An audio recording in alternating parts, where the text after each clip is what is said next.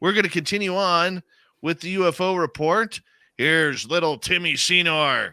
Nobody's going to know. They're going to know.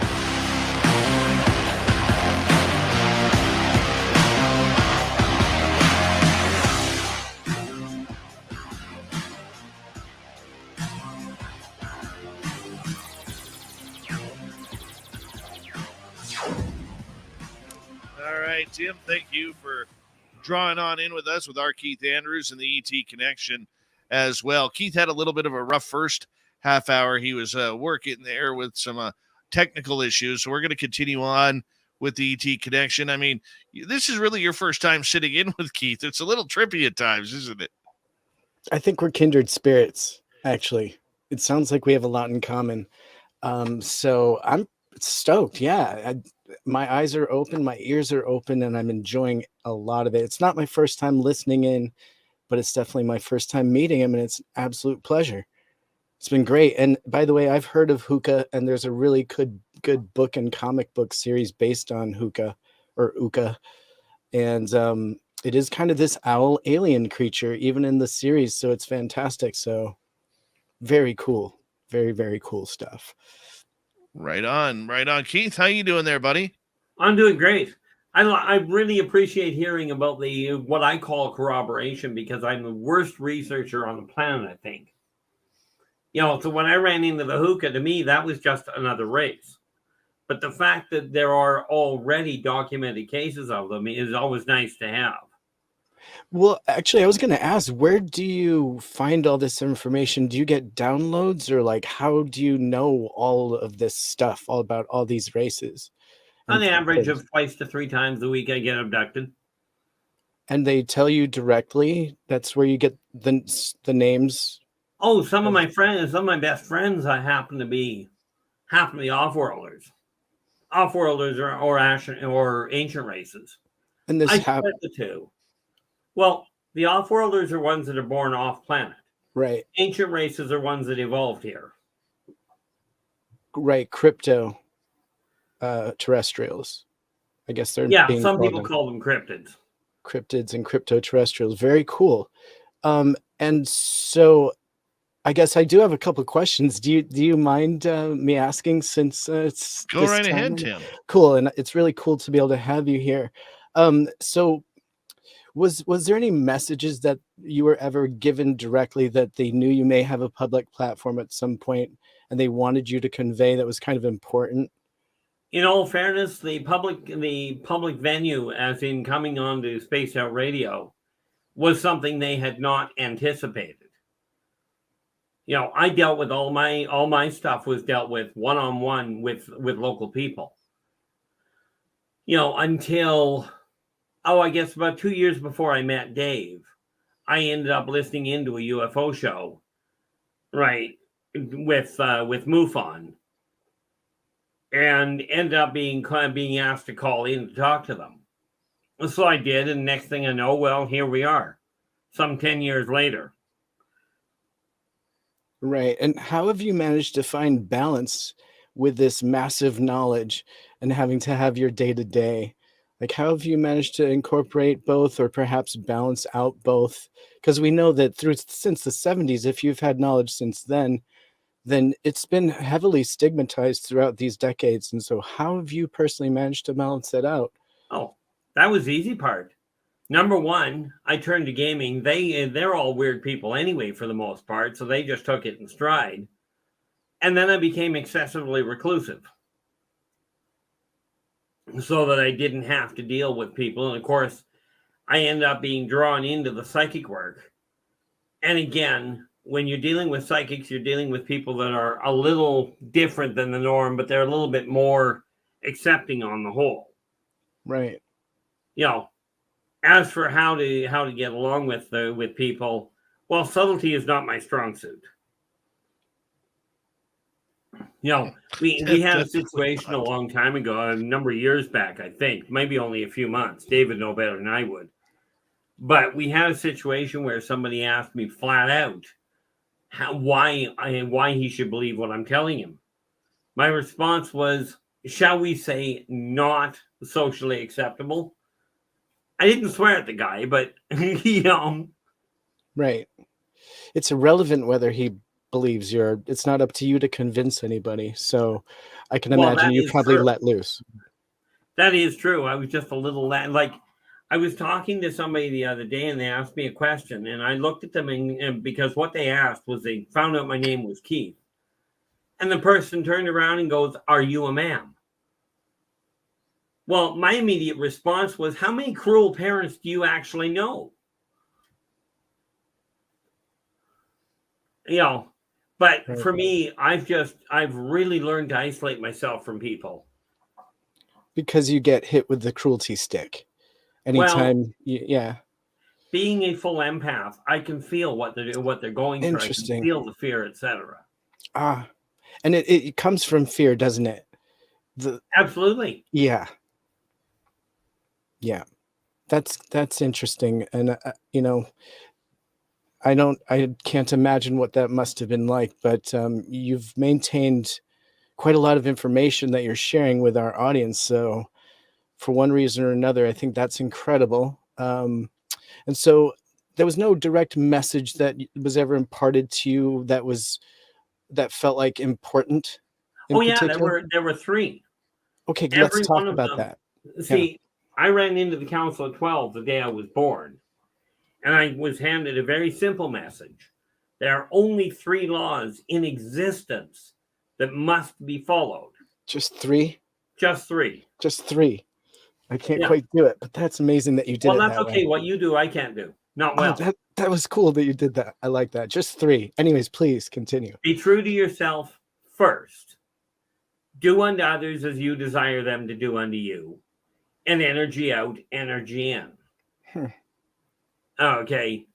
And if mankind will turn around and start treating each other and the environment in which they live the way they personally desire to be treated, you'll find war goes away, famine goes away, jealousy dissolves, right? And net result, we have prosperity. 40,000 years ago, it was absolute peace on earth. There was no war, there was no jealousy, nobody was starving. Right.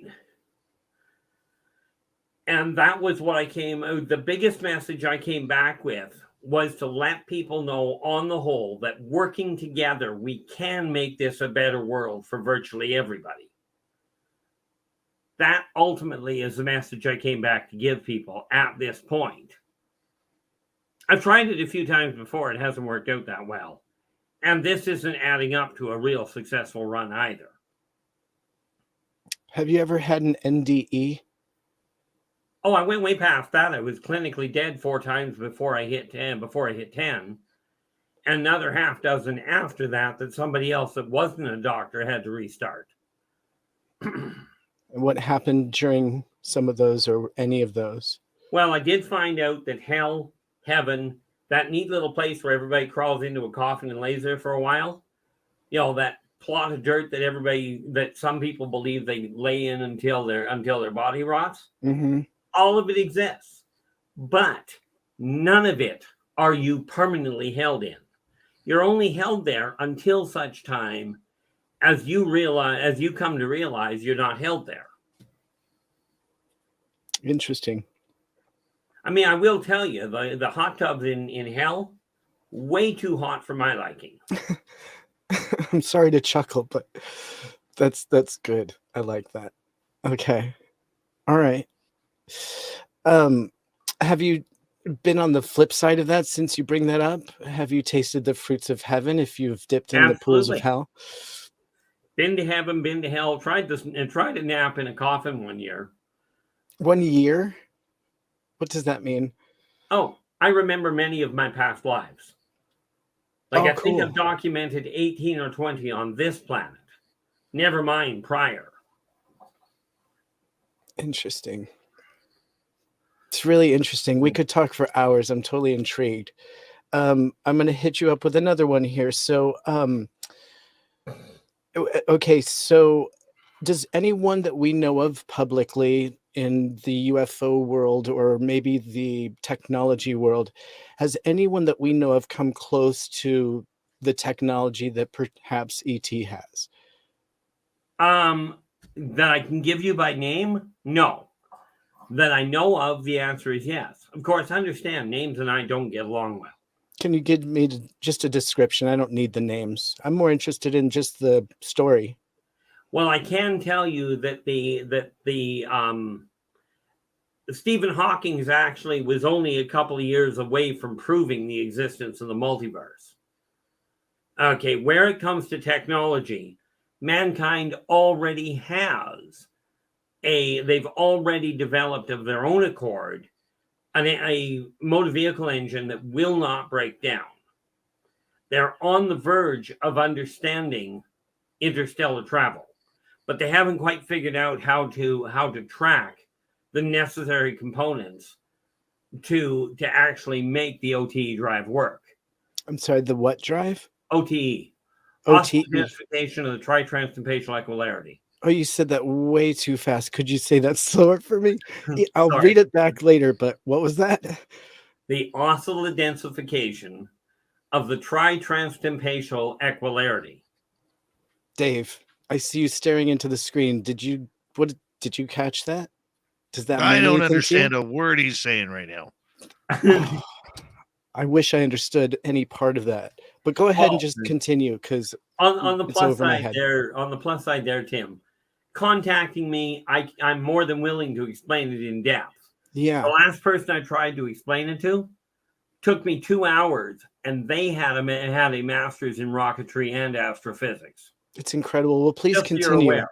Don't let me stop you. Please continue from the OTE. Okay, the HARP technology that mankind is using right now, they're playing around with it to try and figure it out, but what they've got is a first generation atmospheric generator. Okay, they've got in their possession, which they haven't released, the secret to unlimited energy. Problem is, with unlimited energy, your entire economic backbone collapses. Right. Which is one of the reasons why they won't do it. You know, they've got parts of a matter relocation system. Okay, as in what you would call a teleport pad or a transporter. Okay, they've already got weaponry that literally will kill humans without any fallout. Now, don't get me wrong. War has never brought peace. It brings quiet, but it does not bring peace. And that's one of these things that humans have to come to understand. Far easier to work together and develop technology if you're not ducking bullets. Right. Right. It's horrible to think of what we've done with technology, like the crowd control weapon we have that controls the water just below the surface of your skin. And it's absolutely excruciating. And you can control people invisibly with this, supposedly. It's just horrible to think that that's what we would do with our technology. We would torture each other with it rather than see a possible benefit. That's just... Well, that's the funny thing. The off-worlders look at humans playing around with this, with their weaponry, going, you guys haven't got a clue what you're doing with war. To them, a war is simple. If you have to have a war, wipe the enemy out. All rules go aside. There are no war crimes. Mankind is so caught up in fear and caught up in controlling everything around them that they're forgetting you do not control energy. You guide it. Right. Okay. Right. So I'll go into my next question. And so are a lot of your experiences physical? And when do the dreams end and the reality begin? And how do you know, and how does your brain decipher in between them? Because it must be hard, especially if you have intuition like you do and empathy. The first part of the question is I end up being most of the time physically abducted. Okay, as in taken. Because I live on my own and because I sleep in my own bed, you don't see it much. Although I have had that witnessed when I had a girlfriend here, years ago. how do I know when the reality and the life, or like when reality and the abduction side of things or the imagination ends?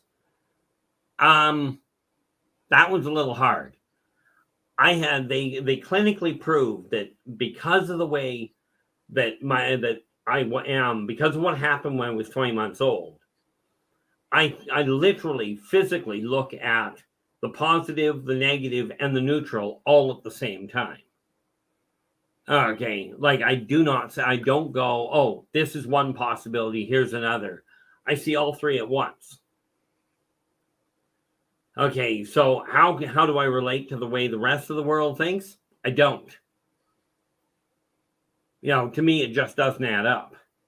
Right. Right. And so the experiences that you have there physical, have you ever had any physical remnants on your body, or have you ever been altered in any of your experiences? When I was around about 4 years old, maybe 5, the Talons took me and snapped my right arm to the point that it was offset by about 30 degrees. Up until 2013, if I took my hand and held it out this way and I went to fold it where I can touch my shoulder here now, up until 2013, my hand would be over here. I physically couldn't touch my shoulder. Our Keith Andrews. Are we going to keep him, Tim? Are we going to keep him around? Oh, please, if you'd like to stick around, absolutely. Keith, if you want to stick around, we still got more audience questions. I know Tim's intrigued. 30 seconds, take a run to the washroom, and I'll be right back. All right. Thank you for letting us know. Our Keith Andrews, the ET Connection extendo version, to his final appearance here on 2022. Spaced Out Radio continues right after this.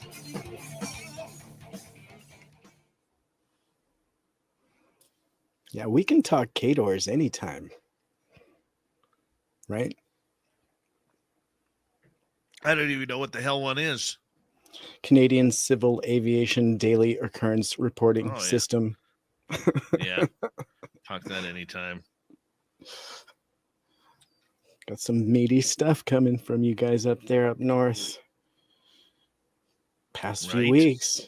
Yeah, past few weeks you've meaty. had a rash. Juicy. A rash of incidents. Yeah. You like the juice. We know this. Love the juice. I'm bringing it. I'm bringing the juice. Hey, you got to text me your maybe your work address or something so I can have it sent or surprise at work. Your toque. Oh no. Your toque. Just send my toque to my house. Yeah. Your dogs won't get it. No. Goes to my P.O. box. It's so perfect for you. When I saw it, I was like, yeah. Oh, and I secretly actually got 2, so we can wear them in tandem. Together. Yes. It gets chilly in Oregon. I mean, for me, it's freezing, but it's not like your BC Sub-Zero. Ugh. This is the man that wants to go and put himself on the skillet of Las Vegas with us, folks. Yeah, you have no idea how cold it is here right now. Oh, I am freezing. I am freezing right now. I bet you are. You look like you need a furry hat, sir. Mm-hmm. 'Tis right here. Look at this, his 8th anniversary gift. Oh, look nice. At that. Isn't that just perfect? You, baby boy. Yeah, absolutely nicely lined. Oh, he's just gonna love it. It's gonna look great on him. And it's got the golden yelling mouth on the back, which was so perfect for him. Yeah. And I'm just going to leave that alone. Gonna look great on you. I look forward to it. So you were talking about favorite films earlier, and no one mentioned Explorers. I wonder if anyone remembers that film, where these boys come up with a way to create a bubble, and they build a ship, and the ship goes in the bubble, and they're cruising over their neighborhood. I think it had, I think there was River Phoenix when he was a kid. I think vaguely I remember the show. I don't recall whether or not I ever watched it. I think it was a Disney film, if I'm not mistaken. No, I don't actually watch much in the way of TV anymore. There you go. Look at that. Jason Preston, River Phoenix, Ethan Hawke. Nice shot. 1985. Adventurous space tale stars Ethan Hawke and young star River Phoenix as misfit best friends who dream of space travel become a reality when they create an interplanetary spacecraft in their homemade laboratory and embark on a secret adventure to another galaxy where they find out that there are things that things are not always as different as they seem. It's a weird quote, but there you go. It actually It's really makes good. total I loved sense. it. What I found with the different races is they're very similar to humans when you start looking at their socioeconomic interactions, especially the early parts of their civilizations. Meaning that certain things have value on their planet, and so they subsequently monetize it in certain ways. Right? In some races, yes. The Draconian race was a prime example where they expanded their empire way too far. And eventually, because they expanded because of the same thing, in search of minerals, etc., etc. And they expanded so fast that it buckled It buckled at one point, and they left three colonies out in the middle of nowhere. Well, 3 multi-planet colonies out in the middle of nowhere. Net result, you have the Strazazians, the Tormenons, and the Strazazians, the Tormenons, and shoot, now I'm pulling them blank. There's a third race that is tied to them. All right, guys, hold on. We got about 45 seconds. I want to say a big thank you tonight to Pam, Vaughn, Matram, Donnie Joe times 3, David, Steven, Trisha, and Human Carl for the amazing super chats tonight. Very much appreciate the love and support. It's a great way to support what we do on this show on a nightly basis.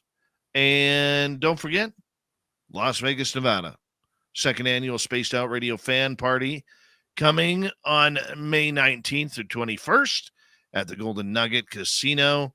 And you know what? We are going to have a blast. We want all of you there as well. There's going to be a bunch of stars who appear on this show joining us there. Here we go, everyone. Final half hour.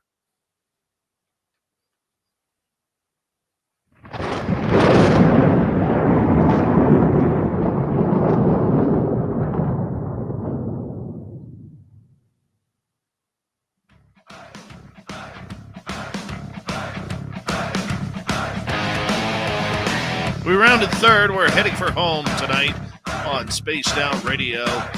My name is Dave Scott. Thank you so much for joining us. We very much appreciate it. I want to remind you that if you miss portions of this show or others, check out our free archives by going to youtube.com/Spaced Out Radio. Do old Davey the favor, hit that subscribe button. Our website is spacedoutradio.com. We have a plethora of features for you. Rock out to Bumblefoot, read Shirky Poo's Newswire. Check out our swag as well. Follow us on Twitter at Spaced Out Radio, Instagram at Spaced Out Radio Show, and on TikTok at Spaced Out Radio. It's supposed to be time for the UFO report with Tim Seanor, but our Keith Andrews is still hanging out with us, and it's good to have these gentlemen back talking all things extraterrestrial. Keith, Tim, how are you guys? Not bad at all. Awesome. Really happy with the way it's running. Really enjoying talking to Tim here, and of course, as usual, definitely talking to our audience. Well, let's get to an audience question right here. Here's Lily Pond. I've heard that ETs love our beer, and it's a huge secret space program export item. Is this true? Well, it's not so much the off-worlders like the beer, but I will tell you, the rumors you've heard in the different writings about the Dwarven race, which are an ancient race, they absolutely love our beer. You know, I mean, the only complaint I've ever heard from them is it doesn't have enough grit to it. The But that's molten an easy beer. thing to solve. Mm-hmm. You know, as far as does it get exported, frankly, it wouldn't be a shock. All right, let's get to another question from Voices. Keith, have you started lifting weights so that you could beat up your reptilian and demon friends in arm wrestling contests? The answer would be, as far as have I started working with weights? Yes, I dropped my weight below the 200 that I was aiming at, so I am now starting to work with weights. But the purpose is not to beat up to beat up anybody. I'm a pacifist. Besides that, especially, by the way, Tim, that other race was the Kamalians. And the thing is, you don't need a real high strength to deal with the Kamalians. You just need to know where to hit them. Every race has nerve clusters. Every race, and do understand, when I talk about being a pacifist, I haven't been in a physical fight in my life on Earth. I've hit, I think, 3 people, not counting, not talking about family. But am I aiming at building my strength back up to functional? The answer is yes. Now that I've dropped my weight below the barrier I was aiming for the end of the year, now it's time to start getting my health back. Awesome. Congratulations. Right on, Thank brother. You. That's great. Dave's on a health kick too.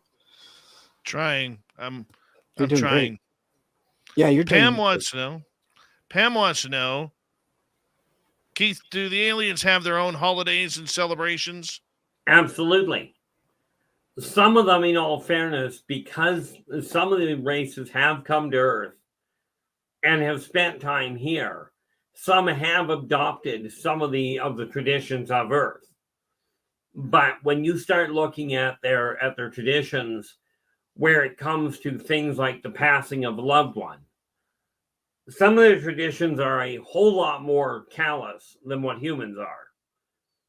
A prime example, you take a look at any one of the four linked reptilian races, and your grandfather dies at the dinner table. If he didn't die of disease, it's like, gee, he was a wonderful person. Thank you very much, Grandpa, for all your help. Toss him on the table, dinner served. And that's pretty much the end of the funeral. Because from their standpoint, you don't waste. Okay, now fortunately, when I've been up there, they've been kind enough to cook whatever it was I was going to eat. But but they do have their celebrations, where it comes to spring celebrations or their major social events or major civilization alterations. They've absolutely got their own. All right, we can continue on here. Miss Anonymous, first time in our chat room, is asking, are empaths like myself a magnet attracting attention? Not exactly a magnet, but empaths are because they're more sensitive to the emanations going on. They tend to notice what's going on more readily, and this does catch some of the race's attention.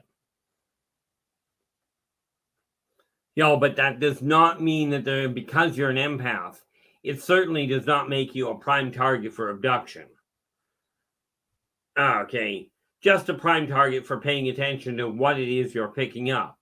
Will they track your brainwaves to notice? And that's done at a distance more often than not. They'll do it to notice what the impact of events around you are likely being recorded as, and how that affects your physiological configuration.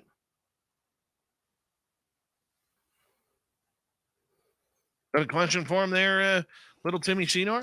I sure do. I was wondering since we've recently found out that water potentially was on Mars and it probably was on other planets as well and may not be as rare as we thought, in your opinion, what could be attracting ET to our planet, and what is the rarest element in the universe potentially that you know of? I am not a scientist, so the answer to the last part I don't know, but I do know exactly what's drawing the ETs here. Okay. Mankind right now has returned to that point where they're going to reach interplanetary, possibly interstellar capability, or they're going to bomb themselves back to the Stone Age. Okay, this is the 4th time they've done this that I'm aware of. And you mean destroy themselves back to the Stone Age and restart? Essentially, yes. Okay, continue. Okay. But right now, it is literally the xenosocioeconomic evolution of the human race that is drawing the off-worlders' attention, because they're watching a civilization as it blossoms. So it's either going to blossom fully and people are going to figure out that getting along will work better than trying to shoot each other, or they won't. But from a xenosocioeconomic standpoint, absolutely an exciting time. Any insight as to which way the penny's going to drop? You know, I've watched it do it 4 times that I can remember. And mankind is walking down the exact same road. Unfortunately, it is being driven by corporate, government, and religious, promptings to fear everything and to look at everybody as a lesser person. You look at the way that society is now separating itself. Okay, many races have gone through this. And every one of the ones that went through it ended up in massive turmoil. And then they come back to it and go, well, that was a waste of time. Kind of looking back over their own history going, 3,000 years ago, our race did this same dang thing. Why are we doing it again? And mankind will get to that point. Is there a channeler out there or a source of information that you feel is reliable that the community can go to? This is going to sound really bad, but no. 90% of the ones that I've run into, in certain areas, there are people that I do agree with, that I will look to.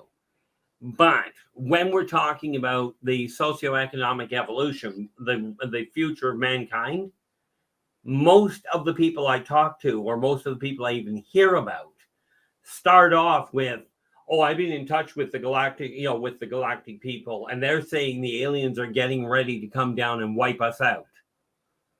Okay. The moment somebody starts talking to you about off-worlders coming down to wipe out mankind or to fix mankind, throw out everything to say after that, in my opinion. You briefly mentioned the Council of 12 that you met at your birth. Could you explain a little bit more about that? Because I think we've probably all heard of that before. What is that interpretation to you, and what is that? The Galactic Consortium is literally a group of people. Okay, a group of 12 people. You may well consider some of them, because of their spiritual evolution, they are a council that work together to help other races get along. Okay, if a race has a problem, they come to the council. The reason it's 12 is because if the council is split evenly in half, then the final decision goes back to the person asking the question. Interesting. And are the human beings represented there? Absolutely not. Not as a member of the council. And the reason for that is because mankind is still afraid of its own skin color. Okay, you take a look at that whole thing.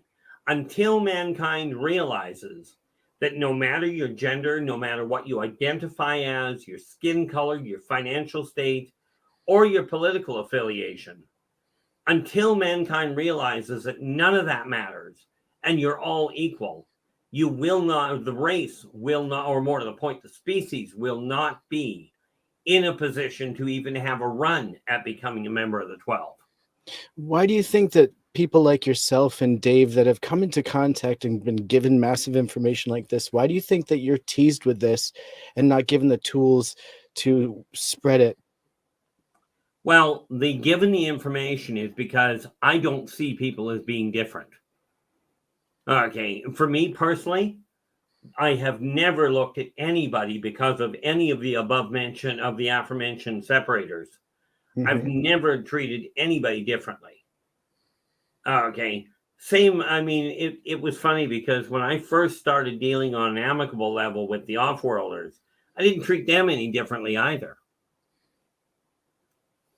Okay, I literally told the patriarch of the Srzazian military that, frankly, I wasn't interested in his unwillingness to protect his own people. And I believe the term that I used to a military, what would amount to a global general, or more to the point, an empire general, was I literally looked at him and I went, if you're too afraid to go and deal and help your own people, I'll deal with it. I was told I was being disrespectful. I said, so? So? Like that. I've Just like that. I have another question. Do any of the alien races have the ability to potentially unlock human DNA and extend life and heal and do wonderful, amazing things? How about if we start with the first answer? Humans have the ability to extend their own life. But the answer to your question is yes, there's a number of them that do. Oh, please tell me more of your first answer. All you have to look at is the subquantum correction, submolecular quantum magnetic flux built inside every human cell. Modify the coding on it, and you can live longer. You can heal diseases. Now, do not get me wrong. Before I finish that, we are talking about medicine here. This is done in conjunction with modern medicine, with modern or naturopathic medicine. This is not a replacement for it. Okay, but you can reprogram every cell in your body to do something different. Right. And is nanochemistry and things like that the reality that we have right now? Is that anything close to what you're describing? Like our current nano abilities? The nanotechnology you're talking about is real, but it's very clunky compared to what I'm referring to. Okay. See, aside from this last bout that I just spent the last 3 weeks fighting double pneumonia, I haven't been ill with an actual disease in over 25 years. Why do you think that is? I don't have time for it. So I just modify the whole thing and go, I'm not dealing with it. It can go away. And why do you think this last bout got you? Ultimately, because I lost focus and got really fed up with dealing with humans that were being, in my opinion, absolutely stupid. So instead of telling them where to go, I tried dealing with them. And internalized it and got ill. Yes. Interesting. Same thing I did when I was a kid. I used to absorb other people's illnesses and let my own body heal them. By being very empathetic, is this through your empathy abilities that would be? Essentially, yes. Interesting. Empaths can actually absorb the negative energy off of another person and then translate it, and then transmute it into a healthy body in their own right. When I was a kid, that's how I worked, and I figured out how not to do it, and then decided I was going to do something really stupid. My son came home with double pneumonia, so I took it. He healed in under a week, and I dealt with it after that. That's very interesting.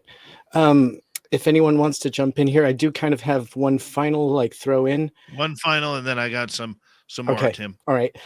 Did you see the film Interstellar? No. Okay, then don't even bother with my question. Go ahead and go, Dave. All right, let's go to the Doug Shelby. Keith, did I ever ask you if you had played a role-play fantasy sci-fi game called Star Frontiers? I did. I ran a chap. What the heck was he? I did run a chap. His name was Chantel NT. I forget what the name of the race was, but it was the game was a riot. Right. We played that for a couple of years. 2 more questions from our audience. Christy, first-time listener in our chat room. Do the 8-foot bluebirds really exist, Are they the same as the blue avians? Essentially, yes. Number one, do they exist? The answer is yes. Okay. And some people call them bluebirds, some people call them blue avians. And I'd have to go back through my notes to, quite frankly, they're actually included in volume 2. But off the top of my head, I cannot recall exactly what they actually call themselves. But they are very real.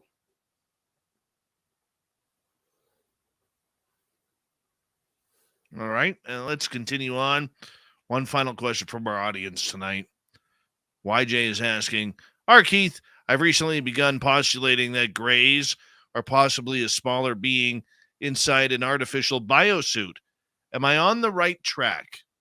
Only partially. The grays themselves are actually 3 feet tall-ish. Okay, they vary, like with humans, they vary in height. But they do have biosuits for some of their larger maneuvering. There are, like, they have what humans call map suits, also known as man amplification. Okay, so when they have to deal with bigger complications or planets that are much more hostile, they will use these suits to maneuver. Not the least of which is on the Circassian homeworld.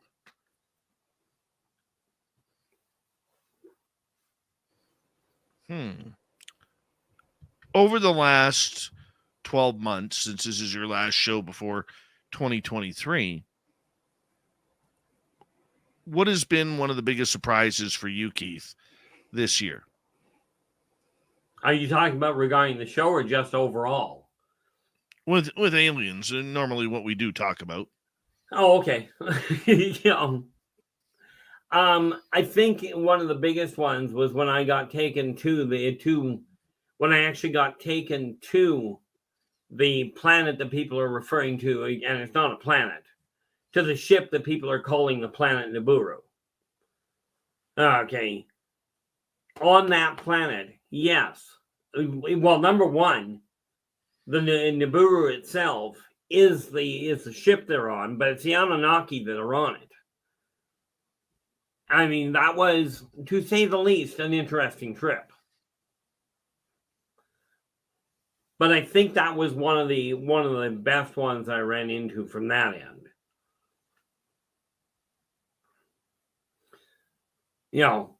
Other than that, well, since I didn't try the death thing again this time, life has been for me pretty much normal. But I think that's probably one of the more exciting events. Usually is. Keith, 45 seconds, or about a minute here. Tell everybody where they can find your YouTube channel, your books, and everything that's good about you. On my YouTube channel is R. Keith Andrews. Below every video, you'll see a list of ways of getting a hold of me. And, of course, you can find me on Facebook at rkeithandrews.com and at ilderbach.com, plus Twitter and LinkedIn. But like I said, these are all listed below. Theoretically, if you contact Dave, he may put you through to me. Yeah, I'll just send them to your Facebook page. That's what I do. Easiest way to find me. I do my best to answer. Yeah, you're very, very good that way. Tim, your first experience with R. Keith? Kind of interesting, right? Loved it. Thank you so much for the invitation. I appreciated it a lot. Thank you for that. Yeah. No worries. No Thanks worries. a lot, and a big thank you all. Nice meeting you. And a big thank you all for tuning us in tonight. We very much appreciate R. Keith Andrews and the ET Connection. It literally happens here near the beginning of each month, where we come in and talk extraterrestrials, sometimes all night long. And we appreciate Keith for being a good sport with us tonight. We got Mr. Ron Bumblefoot THAL rocking in the background with Little Brother is Watching.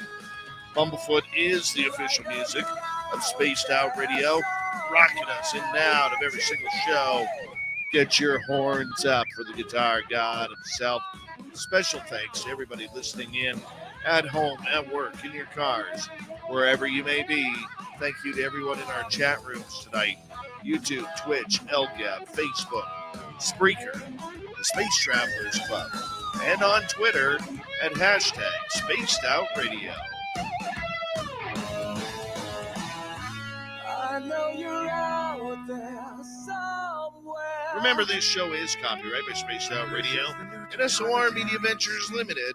Thank you so much for choosing to share your evening with us. Because together, my friends, we're watching. we own the night. Mr. Bumblefoot, we need a favor. We need you to take us home. I know you're out there somewhere watching me. Yes, the Woo train has docked for the night. But soon, my friends, we shall ride again. Your seats are always available. Your tickets never expire. And if you want to bring a friend, we got room for them too. Good night.